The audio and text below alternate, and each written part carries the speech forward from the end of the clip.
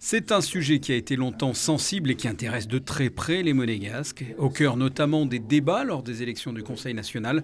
Le logement en principauté, le plan national pour le logement des Monégasques vient d'être présenté à la presse ce lundi matin à la résidence du ministre d'État, en présence du prince Albert II, de Serge Tel et de Stéphane Valéry. Le logement des Monégasques représente pour moi, vous le savez, depuis très longtemps, une priorité absolue. Je suis donc particulièrement heureux de vous annoncer aujourd'hui le lancement de ce plan sur les 15 prochaines années et de voir se concrétiser ainsi l'engagement que j'ai pris. Le plan national pour le logement des Monégasques a pour objectif d'anticiper et de satisfaire les besoins à un horizon de 15 ans. L'évolution de ces besoins est connue grâce aux études approfondies de l'INSEE. En 2033, le nombre de Monégasques passera d'un peu plus de 9 300 à ce jour à environ 10 770. Au-delà des éléments statistiques, la volonté est de permettre à plus des 3/4 des foyers de disposer d'un appartement domanial, avec l'objectif de répondre à la totalité des besoins avérés. Nous avons besoin de ce plan, à la fois pour prendre en compte les besoins démographiques qui vont augmenter dans les 15 ans, mais aussi le fait que de plus en plus de Monégasques vont se retrouver exclus de leur logement en raison de l'augmentation souvent importante du loyer qu'ils payent.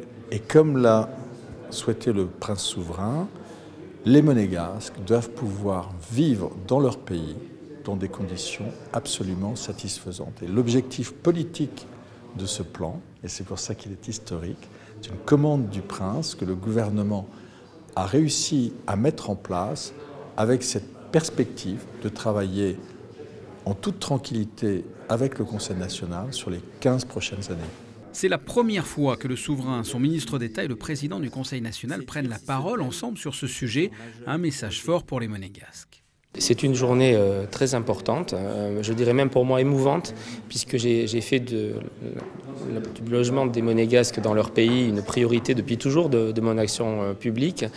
Donc cette présentation, en présence du prince souverain, du ministre d'État et de moi-même, est évidemment une journée très importante qui démontre l'unité dans nos institutions, mais aussi leur force. Alors il y a eu des débats contradictoires après les élections, même parfois très contradictoires avec le gouvernement.